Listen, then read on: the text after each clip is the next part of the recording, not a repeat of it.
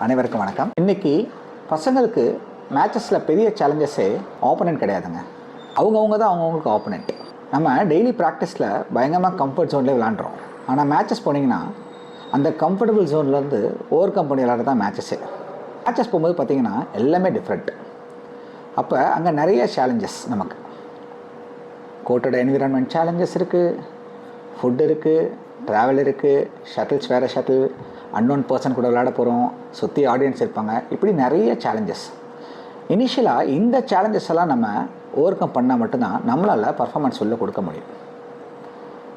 எதனால் நம்மளால் அந்த சேலஞ்சஸ் எல்லாம் ஃபேஸ் பண்ண முடியலை, ஓவர் கம் பண்ண முடியலை அப்படின்னு கேட்டிங்கன்னா, நம்ம ரெகுலராக ப்ராக்டிஸ் பண்ணுற இடத்துல எல்லா கம்ஃபர்ட் ஜோனையும் பசங்களுக்கு கொடுத்துறோம். வேறு சுச்சுவேஷனில் அவங்களால ஹேண்டில் பண்ண முடியாமல் போயிடுது. இதனாலேயே நிறைய டோர்னமெண்ட்ஸில் இந்த ரீசன் எல்லாம் சொல்லி மேட்சஸை விட்டுட்டு வந்துடுறாங்க. ஸோ அதுக்கு நம்ம என்ன பண்ணலாம் அப்படின்னா, சேலஞ்சஸ் வரும்போது அது அவங்களுக்கு நல்லதுன்னு நினச்சி ஃபேஸ் பண்ண அவங்கள விடணும். அப்போ தான் இங்கே ஃபேஸ் பண்ணி பழகி மேட்சஸில் அவங்க அதை ஈஸியாக ஓவர் கம் பண்ணுவாங்க. இதை நம்ம பண்ணிகிட்டு இருந்தோம்னாலே பசங்க நல்லா பர்ஃபார்மன்ஸ் பண்ண ஆரம்பிச்சிருவாங்க.